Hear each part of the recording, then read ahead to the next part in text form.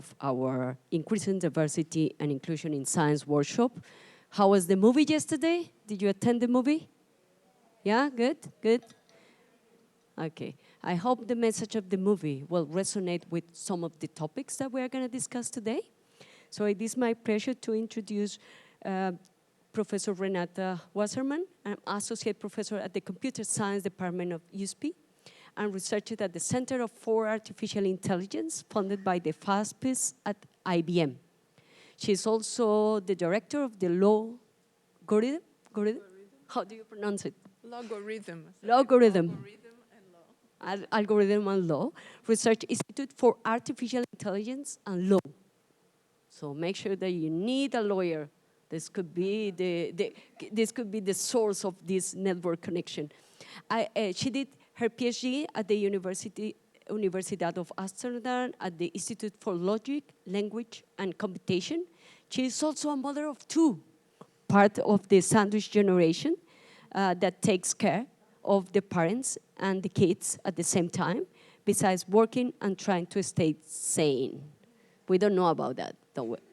So thank you, Professor Renata, for being with us. You have here a very active group of researchers and students who wants to learn about the importance of AI and how we can be connected through the region in many initiatives. Great. Can I use this? Yeah, perfect.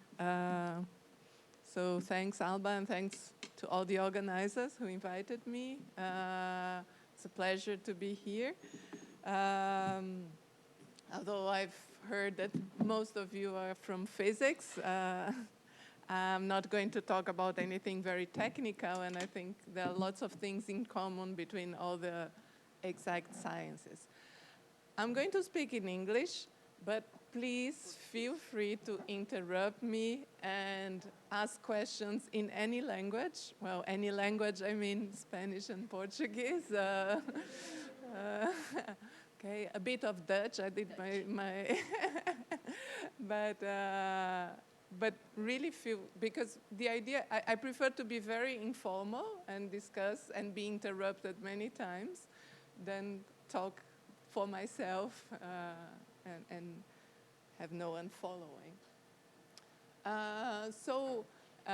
This is a very personal perspective. I'm going to talk about my experience in computer science and artificial intelligence as a woman. I noticed that I misspelled AI in English, but okay, it's IA in Portuguese and Spanish, so artificial intelligence. And I'm part of this Center for Artificial Intelligence that's now starting its third year of existence, which is a center funded by IBM, the University of São Paulo, and FAPESP, the main funding agency of the São Paulo state. And this is a center, it's a very special thing we have there, is that it connects people from all over the university that were working with artificial intelligence. So not only computer scientists, but we have many people from linguistics, from engineering, from medicine, from agriculture, economy, social sciences, whatever you think, we have there. And we have a very large group in humanities in this center, so dealing with ethics and social impacts of artificial intelligence. So this is, I think, the main differential of this new Center for AI. So I'm lecturing at the Institute of Mathematics and Statistics of the University of São Paulo. And I'm also one of the directors of this institute, Logarithm, which is a research institute for law and artificial intelligence. So there we have a mix of lawyers and computer scientists, and we have people working on regulation of artificial intelligence, so laws for artificial intelligence, but also the use of artificial intelligence for law. So we make it both ways. And then, if I say when I start telling about myself and my work, I used to speak much more about the scientific part and papers and these things. But nowadays, I'm getting more and more involved with other activities. And this started with, we have at our institute, since 2017, we have this committee for women. So it's called Comissão de Acolhimento à Mulher. So it's a committee for dealing with gender problems in the institute. So I'm in a mathematics institute. The majority at all levels is men. And we felt we needed something. So this committee was formed, and this is part of the, we are directly linked to the director of the institute, so we don't have any power for decisions, but we listen to the cases, we direct them to who can make anything, and also we can advise the director to take action. And I've been in this committee since 2019, but a bit before that, maybe 10 years ago, a colleague who's now sharing with me so we and the two representatives. This committee has representatives of professors, of students, but also of people working there, so the cleaning people, the secretaries, all the workers, all the women working in the institute. And 10 years ago, I started chatting with this other professor who's with me in the committee, and she started talking about the things that happened there as a woman. And because she's 10 years younger than me, her experience is very different. And I keep learning with the newer generation, lots of things. So, of course, I knew that I was a minority inside the institute, and as a student, I sort of took profit of it because we were very few girls in the classroom, and all the teachers knew my name from day one, which can be good or can be bad. But then sometimes when I go to conference, I'm the only woman, and even so through the PhD, I was one of the few women, and we keep going like that. And there is a good part of it that everybody remembers you. And at a certain point, it starts getting a burden as well, because you get invited to many things, and you don't know whether you're being invited because people like your work, or because they need to show there's a woman in the panel, or there's a woman in the main staff. Huh? Oh, yeah. Token woman.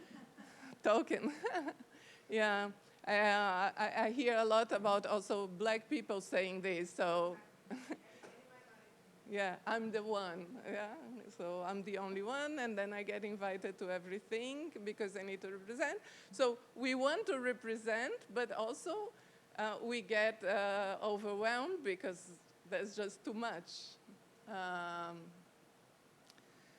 But then you start seeing the small things that happened, and you start noticing, when you start talking about it, you start noticing more and more the small things that happened, like the head of department asking me for the best color to paint the walls, and I'm like, who cares? I'm a computer scientist, you know?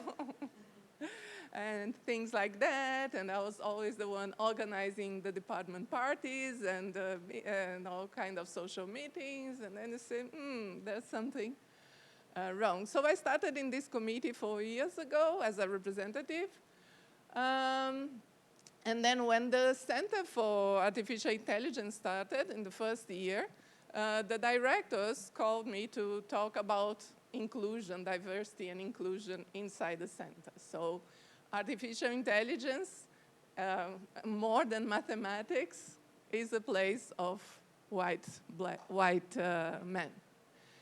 And so they called me because they wanted to start a committee for diversity and inclusion. And then they invited me and 2 other colleagues for a chat to start this committee. And I noticed, okay, they invited 3 women. We were a minority, but 3 white women. And then I said, okay, I'm willing to do that, but if you really want to be inclusive, we make a general call. So we have more than 200 people in the center in all levels. We make a general call and we see who wants to get involved. And so in the end, I'm coordinating this committee together with a colleague, a man, a black man. There were no black women in the center, so, but it was very important to get this colleague working with me because we have different perspectives and it went on very well. So we have now programs, and we started with talks, but also we started, I'm going to show also some things that changed in the group, but we started now, currently we have 12 students that we sponsor, and they are in all areas of, they are in different areas of knowledge. So we have students from medicine, from the nurse school, from social sciences, all studying artificial intelligence and finishing their degrees at the university.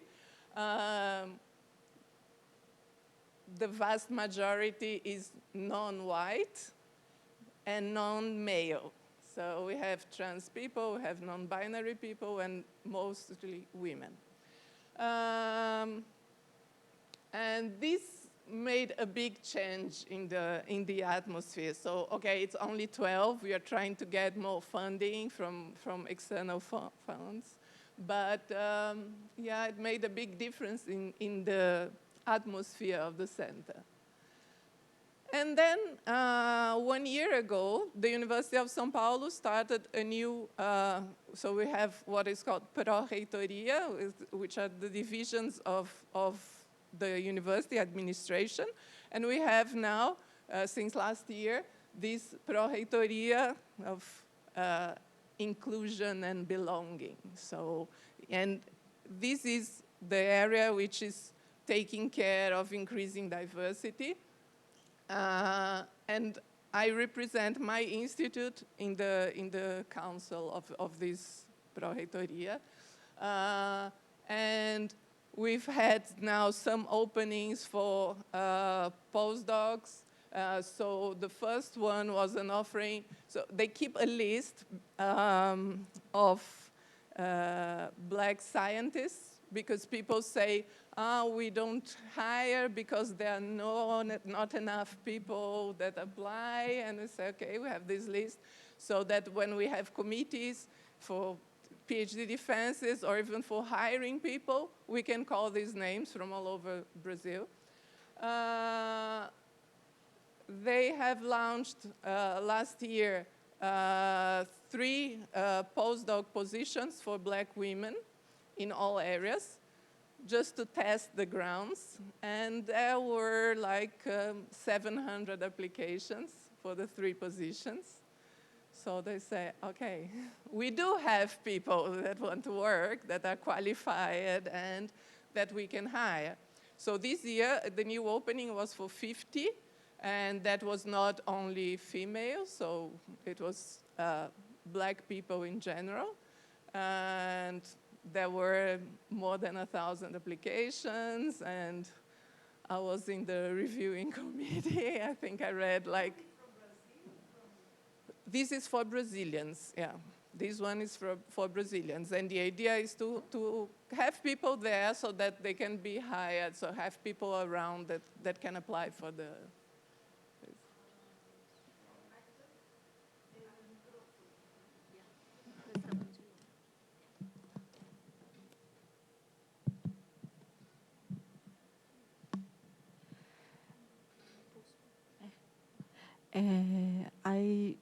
I just would like to reflect, because numbers are tricky sometimes, and maybe, I don't know, it's 1,000 people for the Black community here in Brazil is really a great number, because we have to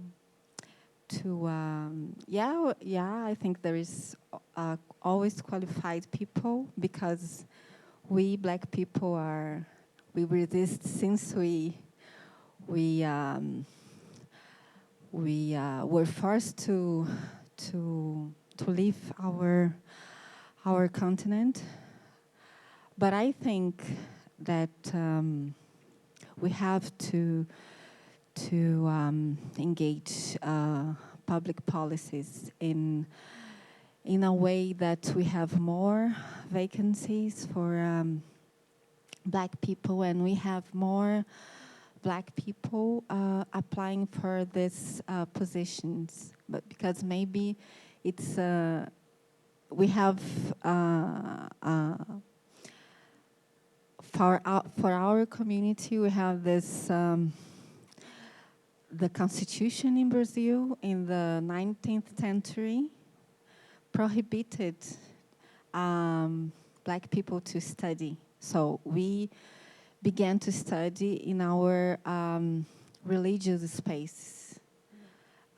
So I think it's okay, but maybe in terms of the numbers for the Black community, maybe it's a very, very tiny number. So and I think that we have to think about it, and to maybe it's not.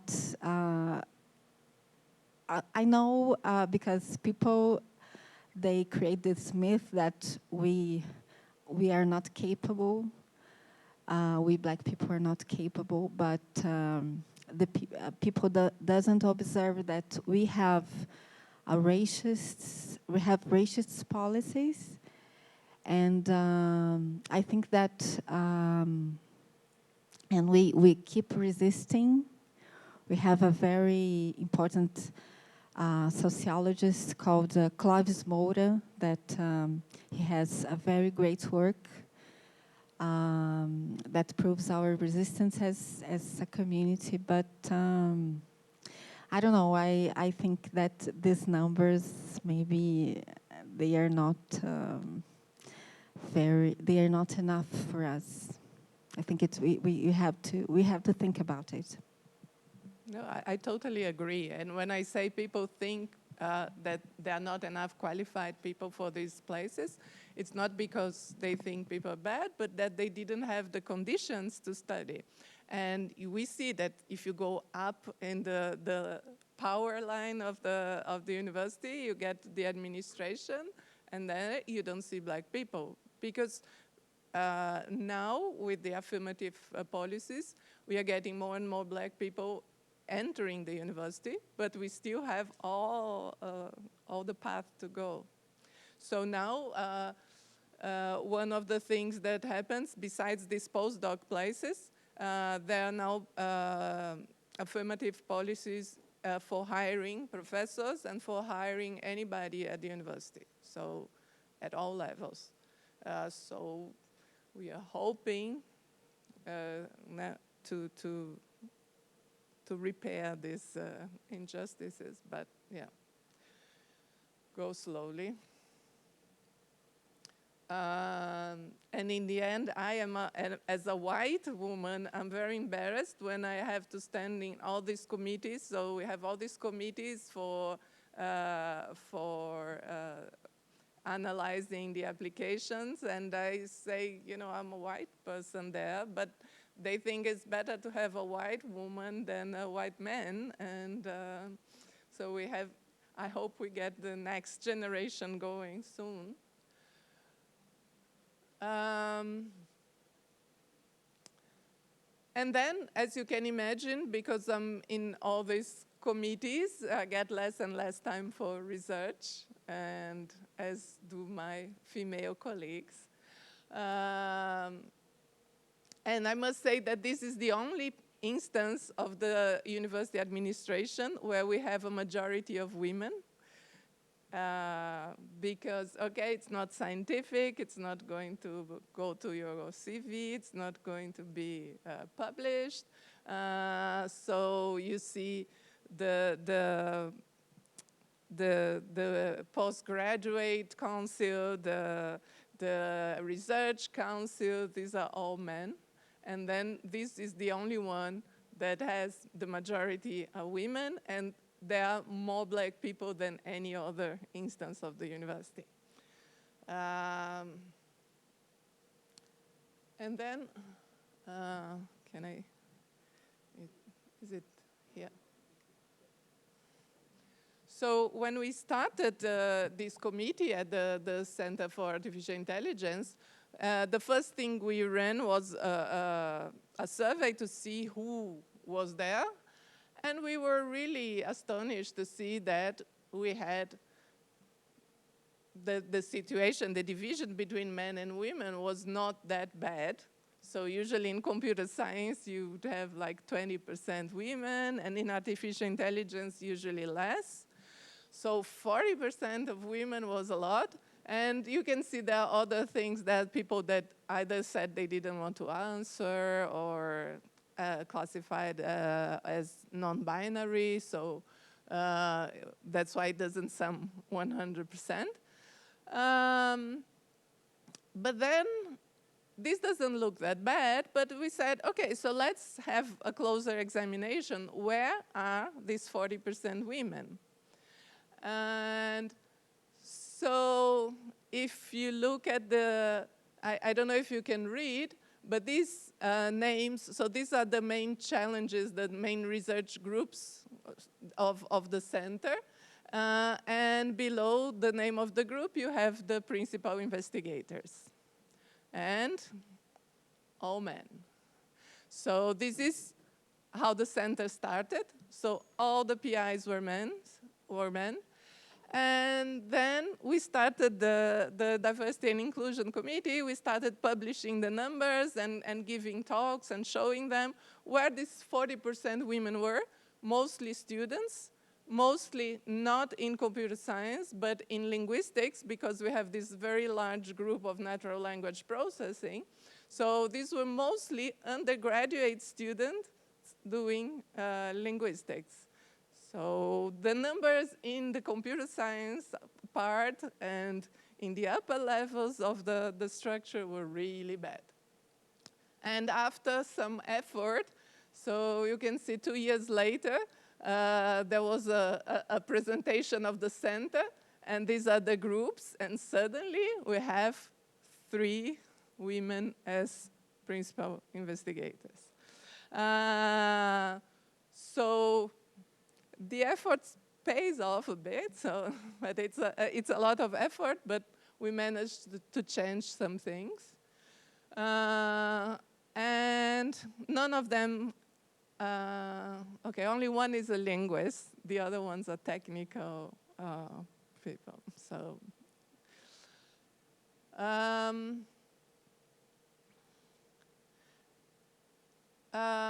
And then, okay, this is the Center for Artificial Intelligence, and okay, this is the center in São Paulo, but it reflects very well what happens in other centers around the world.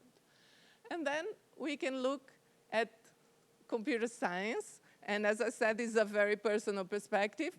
So this is a famous picture of the first group of our institute that graduated in computer science.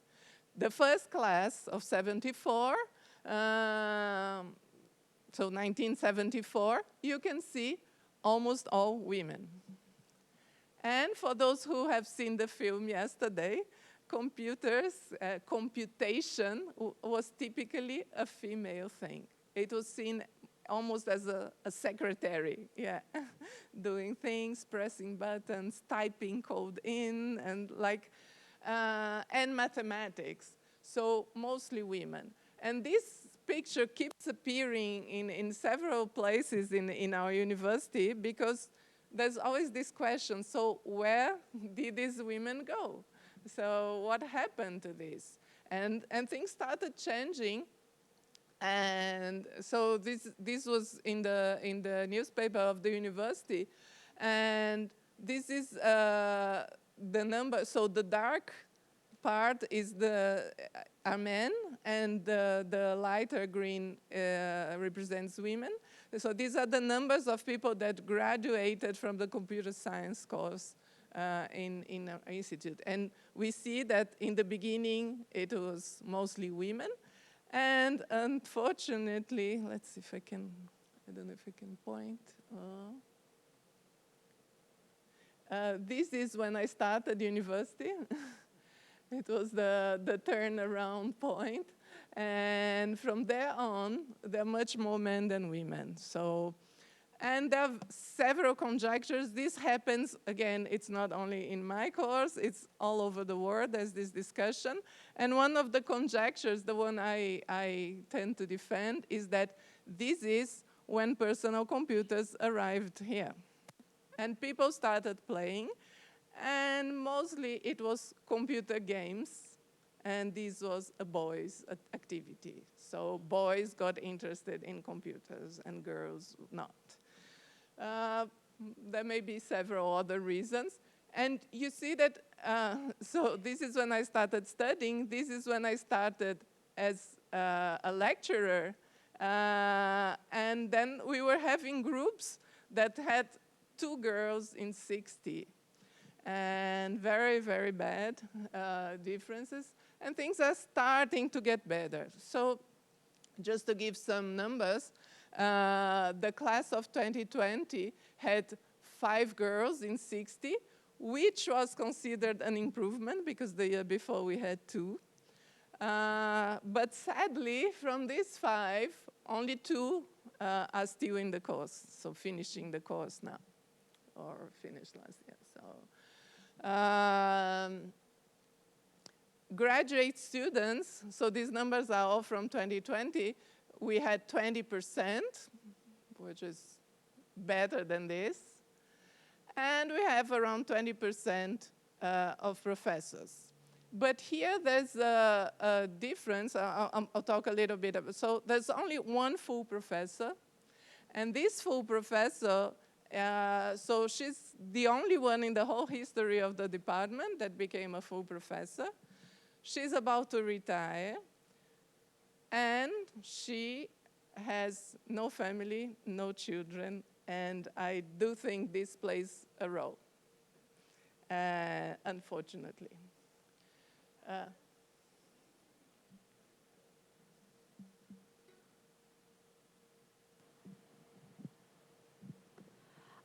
Professor, just it's because of the film of yesterday, I read the book, and by the book because the film frames a very tiny period of the book, really, because the book begins during the Second World War, when the women, the black women, could join NASA. It was NACA at the time, really. So I think I studied the first female physicists in Brazil.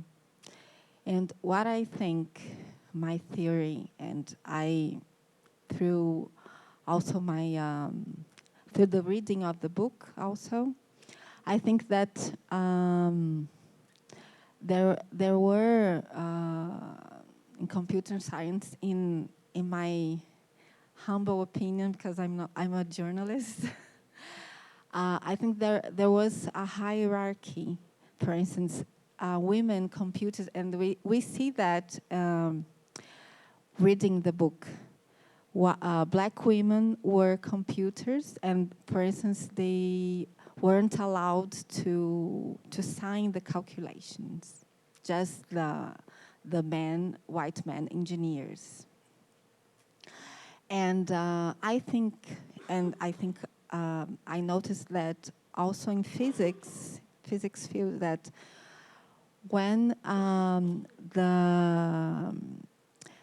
this field become a cutting edge technology, and it bring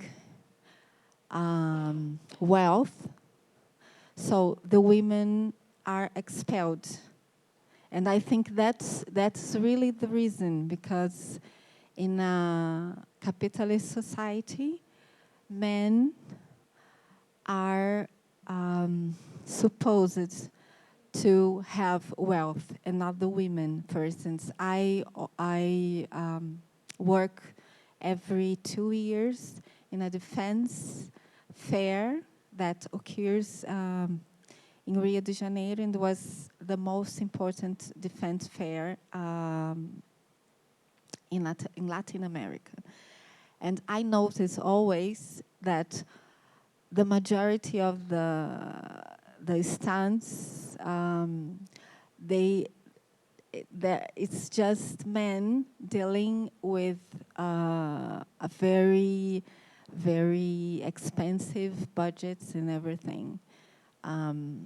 So I don't know, I think that when wealth and money, when money comes, so the women are not allowed to stay in this place. It's I don't know, it's my I think I don't see this very often, this reflection, but I don't know, I think that is the main reason, because in this society, money is everything, and we women are not allowed to keep the money.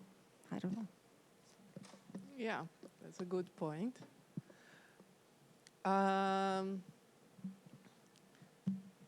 So continuing, this is the number for this year.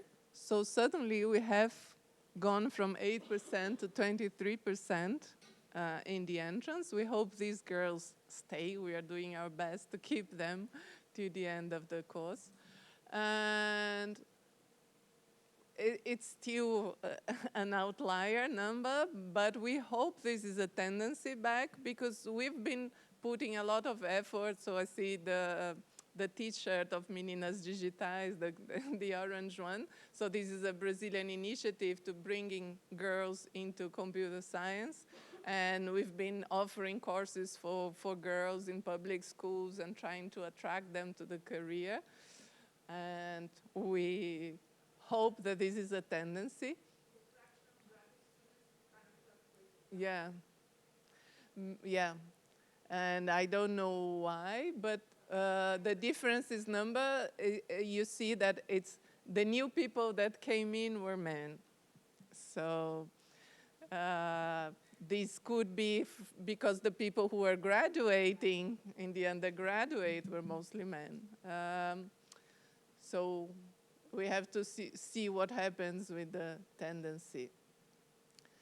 And one thing that is striking, so that's the thing of the full professor, that's the only one, and she's retiring next year.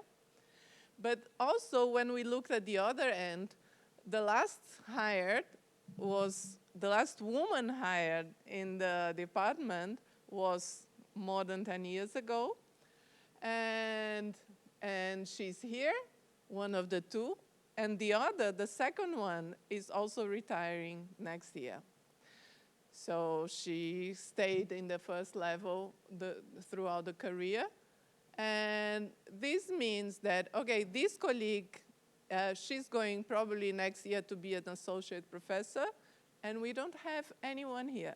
And whenever we have openings, we get much more men than women, and sometimes even if there are women registered for the position, they don't show up.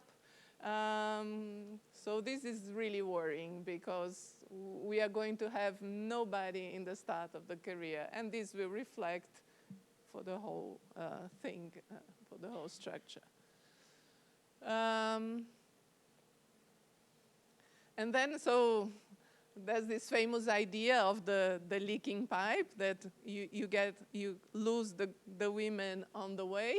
But this here shows that even if you push lots of people, lots of women in the beginning of the pipe, you may end up with men coming up on the other side. Because it's not only so, we are putting a lot of effort in attracting women to computer science and STEM in general, but then we need to put some effort in keeping them and keeping them sane. So during the pandemics, it was very clear. So while I was all day talking to students who were depressed and taking care of my parents and my kids depressed at home and things like that, my male colleagues who also had kids, they were telling me, I've never published so much. So, this time staying at home was so productive. And I was like, what? You know? And this was a general thing all over the world. And so this is where things happen here. And I see, for example, that I'll never be on top. I'll never be a full professor because I'm too busy here trying to keep things moving. And once I assumed all these committees, I'm not publishing anymore. And okay, if I had more hands to share with me this work, things would be easier. And then coming to my very own area, so I work in artificial intelligence, but in a very specific area which involves logic. I'll talk a little bit about it if we have, well, we don't have that much time. But this is a meeting that we have with some frequency. So this is a place in Germany where you have meetings with invited people only. And this is the meeting of 2019. And you see I'm somewhere in the back. I'm here. And there's this other woman here. And this is a PhD student that was invited because we needed more women. And then 10 years later, in the same place, we had a new edition where we organized. So the two women that were in the other one, we organized this time. And then we started to invite, and then you see, okay, we have, this is an Argentinian girl, this is a French one, this is one from she works in France as well, mostly French, Italian. And then I always fear for Celia, this professor here in France, because she's the one, the token for black women in our area. She's the only one. And so whenever I invite her for something, I fear that I'm overloading her because I can't imagine how much she gets for being the token person here. But still, it's mostly white men because we had a lot of trouble finding women to fill in the places. And then I'm going to sketch very briefly what I work with, so because we have to finish soon. So when we talk about artificial intelligence, people always think of machine learning because it's all in the news now. Since the last 10 years, everybody speaks about machine learning. But I don't work with machine learning. I work with what's called symbolic artificial intelligence. So I'm a logician. I work with formal proofs and formal modeling. And this symbolic AI, so it's also an area which is now misrepresented, underrepresented in artificial intelligence. And when we talk about machine learning, data is power. So the more data you have, the more you get out of it. And this is data. So this is real data from a project I'm involved on. And this is data from the national health system here in Brazil. And this is the form that data appears to us.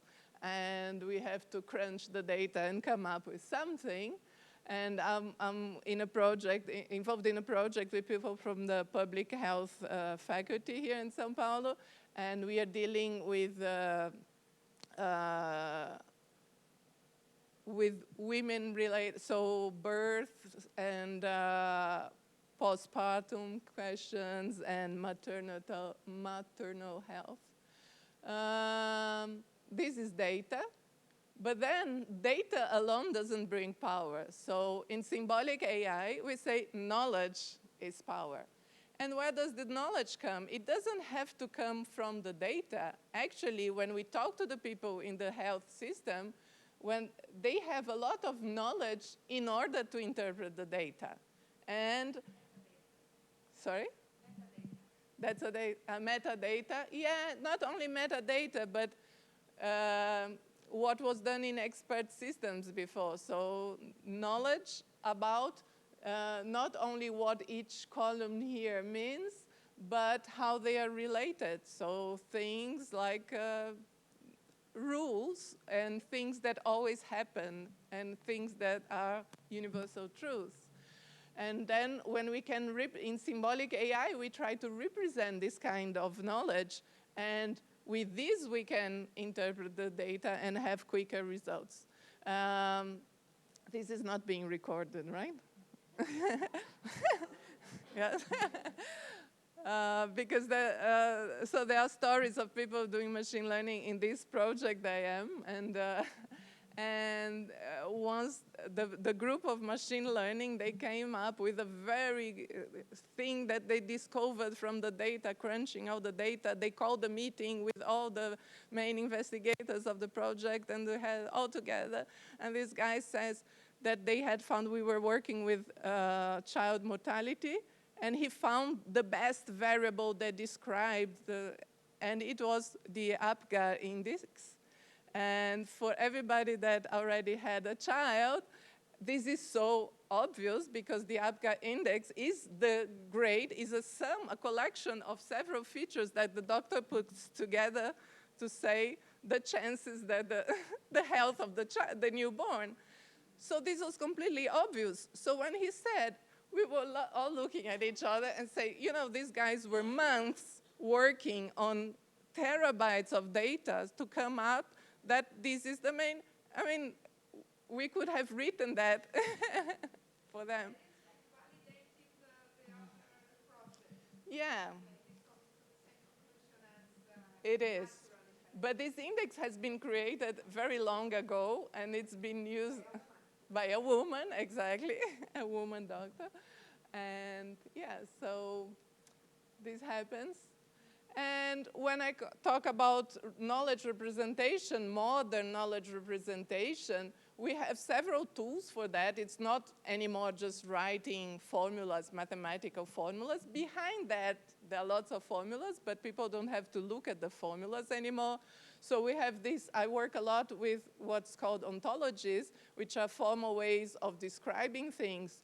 And the health area is the one that has the larger amounts of ontologies. So we have here, this is a disease ontology, and we have descriptions of anatomy and of diseases and evidences, lots of things here that are all in the textbooks. So we don't have to relearn these things. They are written in the textbooks. So we can represent them in a way that a system can use. And okay, the holy grail of artificial intelligence is putting these two together. Okay, we have this representation of knowledge, and we want to use this to improve machine learning. Why should we spend so much time and efforts learning something that is already written in every single textbook? So that's the main idea. So if we look here, detail of disease, you have different kinds of diseases, infectious diseases, and all. We have representations also like of anatomy and how things are connected. So these are all very well represented and not that difficult to handle. You don't need to know the logic which is behind. There are all these graphical tools to do it. And I think I ran out of time. So just a quick thing about the part of ethics and morals. So when we talk about autonomous tools, when we use several things of machine learning are what we call black boxes. We don't know what happens there. And we have expert knowledge. But for some things, it's very hard to come up with the expert knowledge. So machine learning works much better. But we have to think about this. So philosophers have been discussing this. So this is a website, The Moral Machine, where you have several questions like this, where you can vote for one or the other. So if you have this tram coming, and if you leave it here, it will run over these people. If you push this lever, then it's going to kill only one. What should we do? And there's lots of these kinds of moral dilemmas that were all studied by philosophers for a long time. And they are coming now to us in artificial intelligence because these are things that will become part of our daily life. So when you buy an autonomous vehicle, it uses machine learning. Typically, it has to react very quickly. It's proven that it makes less mistakes than human beings. But then, what about the moral decisions? So if the car is in the street, there are a bunch of people crossing the street, should it run over the people or should it move and maybe kill the driver? So this is a real issue now. All these moral dilemmas of philosophy, they are part of artificial intelligence, and we have to deal with them. So which car would you buy? Will the company say, this car chooses to kill the driver, this one chooses to preserve the driver at any cost? You have to decide, so it's a moral example.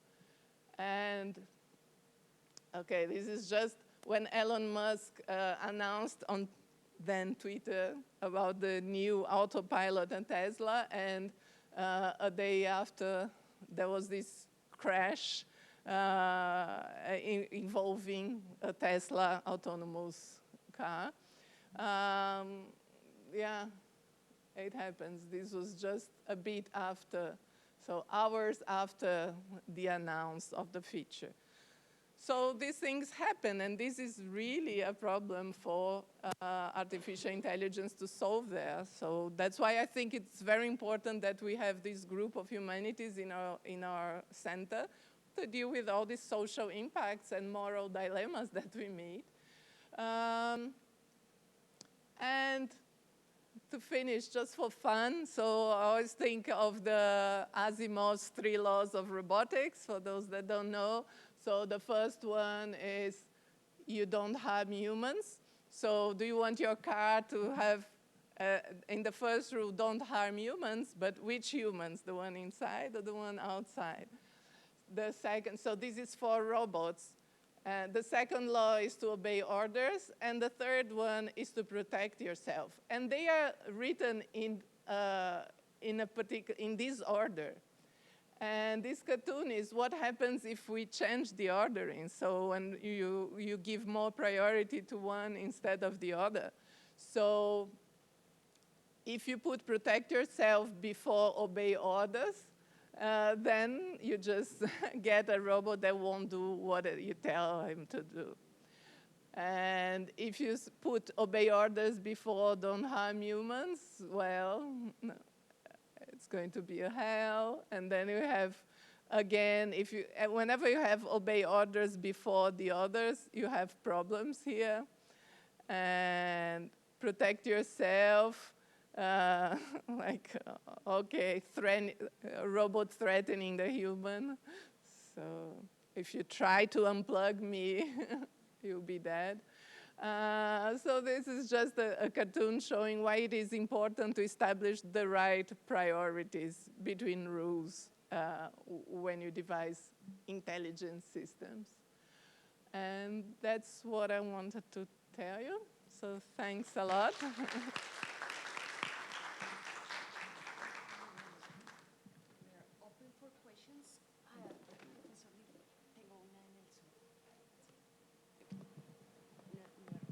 Una rápida.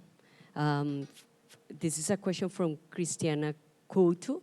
if we see the number of the students in the beginning of math courses at the university, there is a similar phenomenon in some places because they were going to university to study to be a math teacher. That was the comment. I don't know if you want to reply to that. Yeah, it's true. And now even in our institute, we have two separated courses, one to be a mathematician, a scientist, and one so it's a bachelor, and one to be a teacher. So they are two separated courses. And the one to be a teacher is the only one that has a higher percentage of women.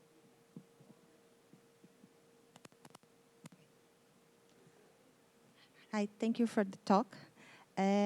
I was wondering about the last woman was hired. After that, anyone was hired or nobody was hired? Yeah. In the concursos, I never know how to say that, there was women in this, and in the banca, there was women or only men? Thank you.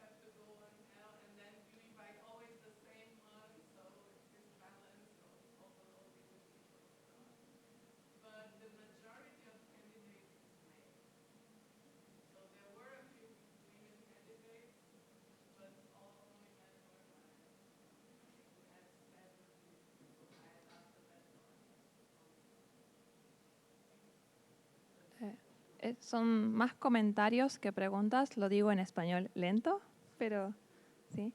La primera, coincido completamente con el comentario de la compañera. Cuando la computación y la tecnología se empezó a ver como un instrumento de poder para ganar dinero y llegar a posiciones, se masculinizó el espacio. O sea, completamente.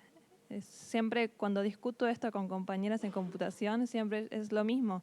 Lo mismo en qué áreas de investigación en computación se estudian.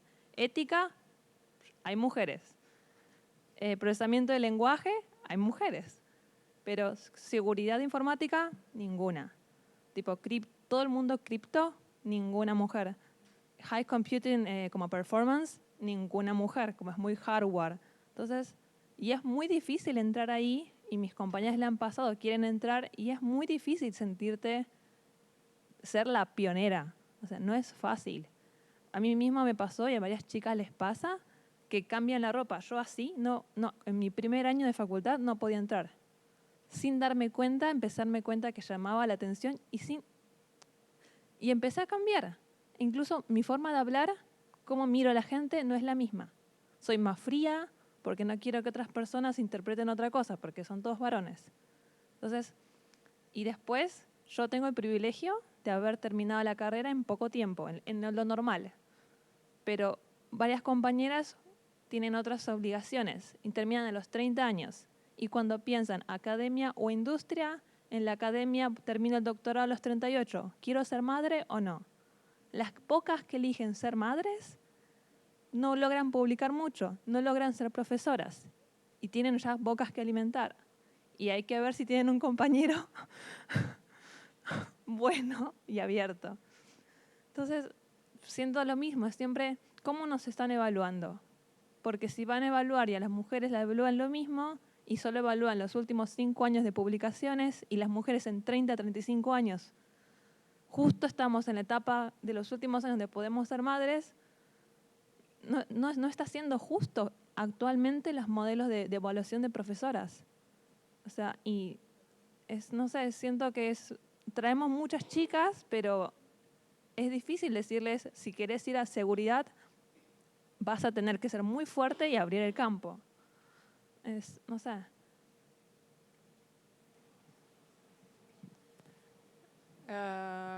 Thanks.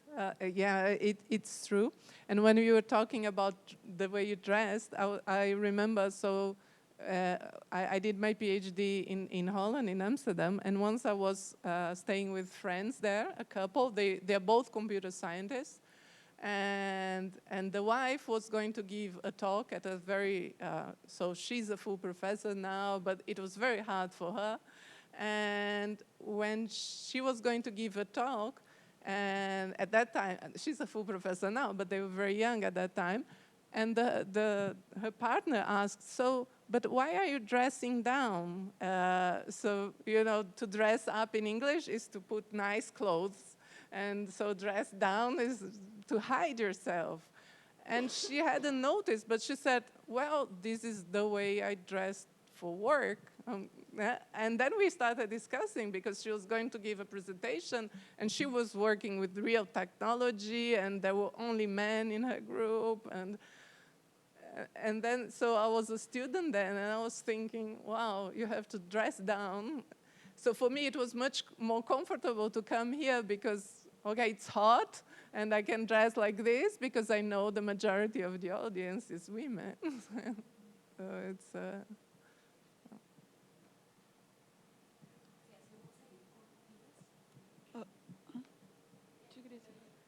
¿Quién es? Ah, okay. Okay. Okay.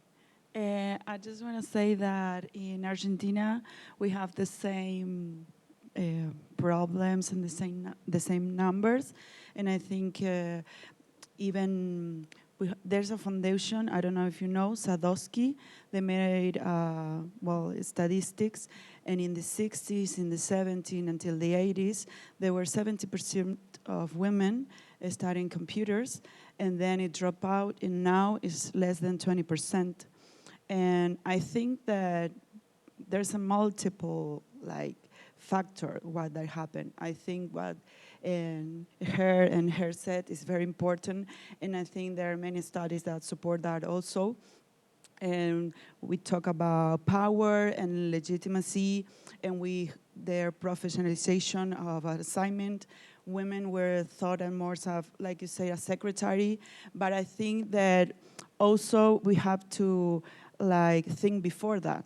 And in my experience, that happened to me in my own family, having both parents, they are academics, and there was a computer in my house, and there was social scientists, so they used it to doing text more, so Word and etc.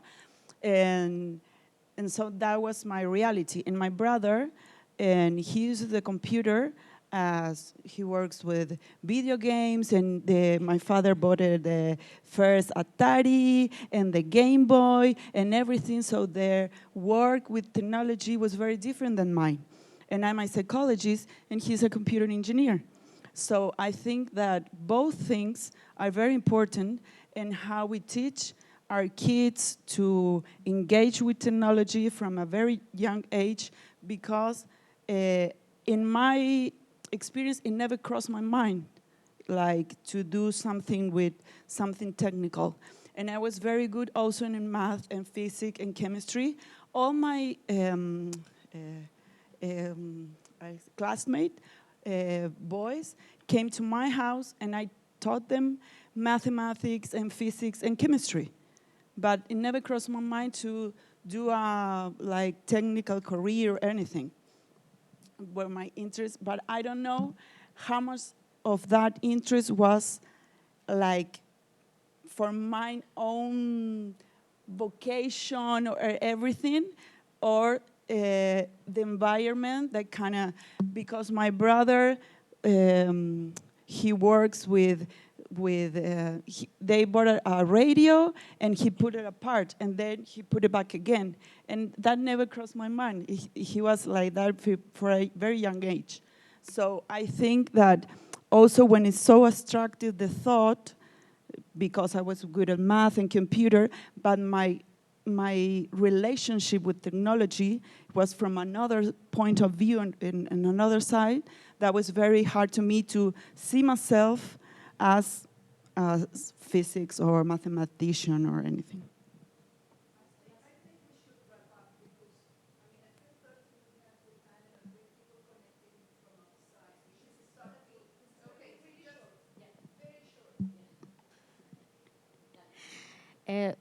Obrigado pela apresentação. Assim, você levantou muitos tópicos de, assim, problemas enfrentados por gênero, né? Como questões pandêmicas. Eu ouvi isso de colegas, né? Mas qual foi o teu problema na pandemia que tu não publicou? Tipo, era uma pandemia e eu estava dentro de casa com meus pais e toda a problemática familiar. Muitas vezes a gente se molda ao ambiente masculino, né? Como ela falou, por questões de roupa e tudo mais. E assim, eu vim da física e fui para a astronomia. Então foi quando eu comecei a ter uma orientação feminina. E mudou muita coisa, inclusive a questão de me sentir à vontade e me vestir como eu quiser. Porque eu tinha um exemplo no departamento que fazia isso, né? Alguém que tinha, querendo ou não, tem respeito no ambiente, porque isso é difícil também às vezes de você conseguir, né? E aí você se sente até um pouco mais motivada a ser quem você é. Então, assim, você mostrou também que há programas de auxílio a essas minorias. Eu queria saber, na sua perspectiva, assim, o que você acha que deveria mudar para fazer com que essas mulheres elas permaneçam nesses ambientes, não aconteça a evasão e, tipo, qual as políticas tomadas por esse programa de auxílio para que essas pessoas tenham apoio diante de todo o contexto, né, de poucas mulheres em departamentos masculinos, para que elas consigam continuar, né, na carreira e produzindo e ter um currículo competitivo, porque no final das contas esse é o nosso problema, é ter no final ter capacidade de competir, né? Então seria isso. I don't know if I have time to answer, otherwise we can talk in the coffee break. Just a quick comment. I think one thing that helps a lot is get together. When we started having these committees, we started promoting meetings for the female students and to discuss the problems. And once you see you're not the only one, it gets much more comfortable. So when we have the institute level meetings, so the highest committee of our institute, the majority is men, but for some years now, the women started sitting together. So we are a minority, but we sit together, from the student representative to the full professor, women on one side. And this helps a lot, because before that, women were afraid to say something, to make suggestions. So I think one of the most effective things is get together. So for me, it helped a lot, and I see that in the institute it's happening. And the question of the family is very important. So I was very lucky. My father was an engineer, and but also he didn't make these distinctions. So I tended to get the same things as my brothers, and I was the only one who went to computer science. My brothers went to humanities. And given that my mother was from the humanities and my father was an engineer, that's very unusual. But so I really thank my father. I think he was really an example for that. But it happens also in schools. I was discussing with teachers in schools. So I was working in a public school with girls. So we were teaching computers, but also I was teaching math there as a volunteer. And we noticed that the girls were at the age of 13 or 14, they already say they're not made for mathematics. So it's very early. And the teachers were saying that happens around 10 years old, 10, 11 years old, when things start getting more complicated. So usually the girls are as good as the boys. But then when they have problems and they ask at home, it's always the father who helps with math and sciences, and the mother which helps with the humanities. So then you start giving this example from home, and it goes on and on. So this was something I had never thought about. So with small school children, who is teaching what? Fortunately, at home, we have the opposite, so I'm the one helping with math. Thank you, Professor Renata. Please join me to thank for her talk. And this is a present from us. So everyone has to be, thank you so much. Everyone has to be aware that we only have 15 minutes for coffee break, and you have to be back at 10:30.